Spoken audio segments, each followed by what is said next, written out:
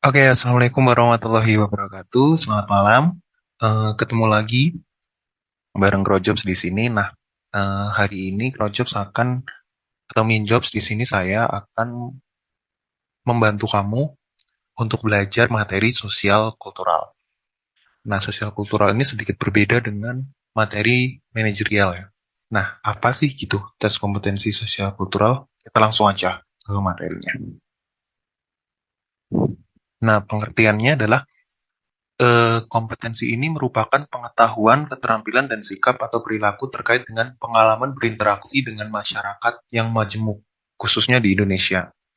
Kompetensi ini erat kaitannya dengan sikap toleransi, keterbukaan, dan kepekaan terhadap perbedaan antar individu atau kelompok masyarakat. Jadi kuncinya di sini ya, ada sikap toleransi, keterbukaan, dan kepekaan terhadap perbedaan di situ. Untuk soal-soal yang nanti akan keluar itu kuncinya adalah di situ. Nah, menurut Permenpan RB nomor 38 tahun 2017, kompetensi sosial kultural yang harus dimiliki oleh ASN adalah perekat bangsa. Karena P3K nanti juga merupakan ASN, jadi kompetensi ini harus ada. Next-nya, ada 5 level nih untuk kompetensi sosial kultural. Mulai dari satu, peka memahami dan menerima kemajemukan. Yang kedua, aktif mengembangkan sikap saling menghargai, menekankan persamaan dan persatuan. Gitu.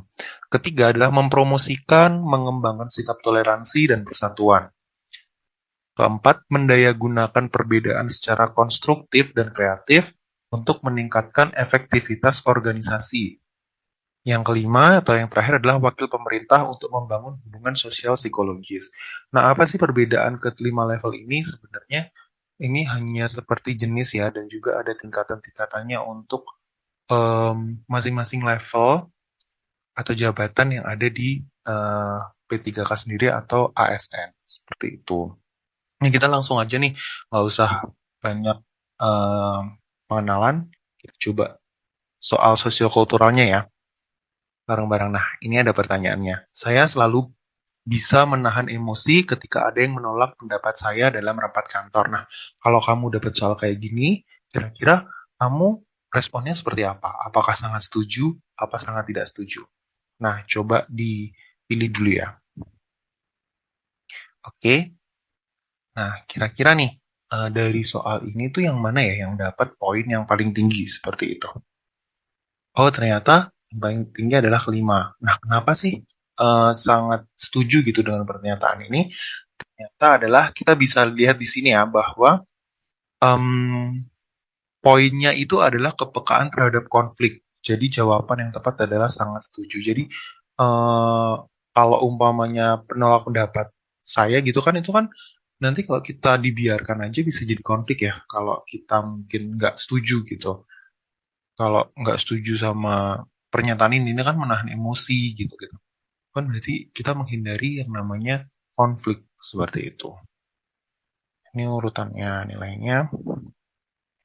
Soal yang kedua, Anda merasa kurang nyaman karena pegawai di lingkungan unit kerja Anda mayoritas berasal dari daerah tertentu. Nah, ini tadi kan udah disebutkan ya, 5 levelnya sosial kultural ya.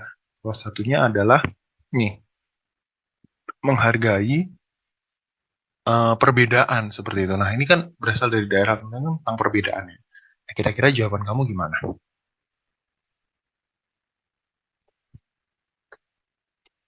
Nah, untuk soal nomor kedua ini sebenarnya yang em, ditonjolkan ini adalah tentang ini perbedaan yang saya bilang tadi ya, bahwa ini perbedaan daerah tertentu. Nah, ini di sini jawab pernyataannya tuh kurang nyaman kayak gitu. Nah, apakah kamu kurang nyaman seperti itu? Nah, ini tuh hati-hati ya di soal sosial kultural itu kalau umpamanya kamu memilih untuk mengerjakan di akhir, kamu akan terburu-buru kan? Nah, kalau kamu terburu-buru, kamu akan eh, mungkin lupa gitu atau miss dengan kata-kata yang negasi seperti ini, kayak kurang gitu.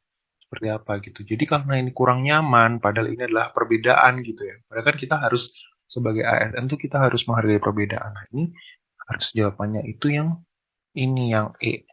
Sangat tidak setuju kayak gitu ya. Soal nomor 3.